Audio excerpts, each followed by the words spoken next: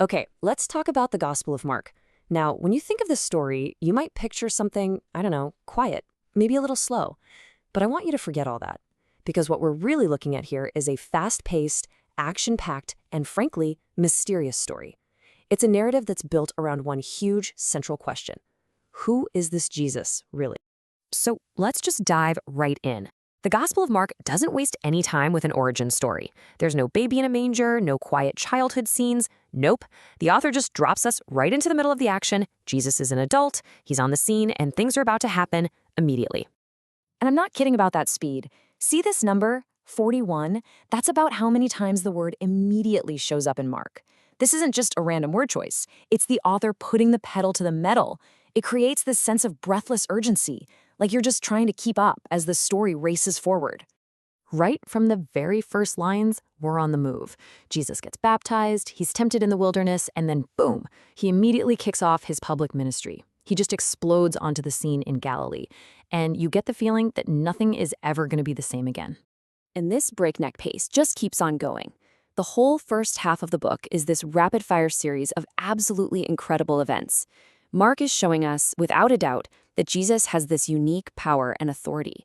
But he's also wrapping him in this thick layer of mystery. I mean, just look at what happens. He teaches in a way that just blows everyone's minds. He heals people with incurable diseases. He tells demons what to do and they listen. He even tells a life-threatening storm to just stop. And it does. He feeds a crowd of thousands with what's basically a kid's lunch. So naturally, huge crowds start following him. And everyone is asking the exact same thing. Who is this guy? But here's where things get really weird. You'd think with all this power, he'd want everyone to know who he is, right? Wrong. This is where we get what scholars call the messianic secret. Jesus keeps telling everyone to keep it quiet. This quote says it all. He performs this incredible, life-changing miracle for a man, and his very first instruction is, don't tell anyone about this. It makes no sense. Why would someone with this kind of world-changing power want to keep it a secret? This question just hangs in the air, creating this amazing tension that builds and builds all through the first half of the story. And then we get to the dead center of the book, chapter 8, and the whole story just pivots. After all the action, all the miracles, all the secrecy, Jesus finally pulls his closest followers aside. He's about to ask them the one question that everything has been leading up to. He's heard what the crowds are whispering, but that's not what he wants to know. He looks at the people who have seen it all firsthand and asks, okay, you've seen everything, so what's your verdict? Who do you say I am? This is the moment the whole book hinges on. And Peter, who's always the first to speak up, he gets it. He says, you are the Christ, the Messiah. And you think, finally, the secret's out. But here's the twist. Peter gets the job title right, but he has absolutely no idea what the job description actually is. And this is where the great misunderstanding becomes crystal clear. See, the disciples were expecting what everyone else was, a powerful, conquering king who would kick out the Romans and bring glory back to Israel. But Jesus immediately starts talking about something completely different. He says the Messiah must be rejected, suffer, and be killed, and only then rise again. You can just imagine the disciples' confusion. This was not the king they signed up for. So, now that the cards are on the table, at least for his disciples, Jesus turns and heads straight for Jerusalem. This is the center of power. And he's not going there for a quiet visit. He's headed into an inevitable, head-on collision with the religious leaders. He enters the city like a king, with crowds shouting and celebrating. But he doesn't go to the Roman governor's palace. No, he marches straight into the temple, the heart of Israel's worship, and he causes a massive disruption. He drives out the money changers, basically shutting the whole operation down. This was a direct public challenge to the people in charge, and it sealed his fate. And he does it by quoting their own prophets back at them, accusing them of turning a house of prayer into a corrupt business. For the temple authorities, this was the last straw. This man was a threat to their power, to their system.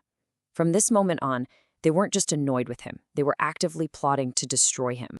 The last section of Mark's gospel reads like a cascade of failures: betrayal, denial, arrest, execution.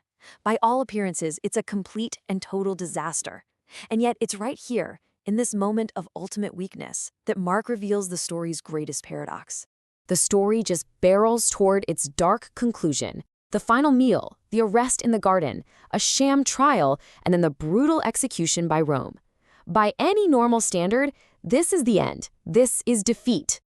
But remember that big question from the beginning? Who is Jesus? Well, all along, we've been getting different answers. The demons knew from the start. Peter made his big confession. The high priest even asked him point blank. But the most stunning, most important declaration of all comes from the last person you would ever expect. And here it is, the central paradox of the entire book. As Jesus dies, a Roman centurion, a pagan soldier who just helped execute him, looks up at the cross and says it. Truly, this man was the Son of God. It's only at the moment of ultimate weakness, humiliation, and death that his true identity as a king is finally seen and spoken aloud. But the cross isn't the final word. 3 days later, some of his female followers go to the tomb, and it's empty. A messenger tells them Jesus is risen and that they need to go tell the disciples. But what they do next is Mark's final, shocking twist. They run. They flee the empty tomb in sheer terror and amazement, and they say nothing to anyone because they were afraid. Full stop. The end. Seriously, in the oldest and best copies we have, that's where the gospel just stops. It's one of the most abrupt, unsettling endings you'll ever read. So why? Why end it on such a cliffhanger? Because Mark isn't just trying to wrap things up with a neat little bow. He's issuing a challenge. The women's fear and silence create a vacuum. The good news isn't being told. So the author is basically turning from the page, looking right at you, the reader, and asking, they were too afraid to speak. What about you? Are you going to run away in fear too? Or are you going to be the one to break the silence? The story is now in your hands.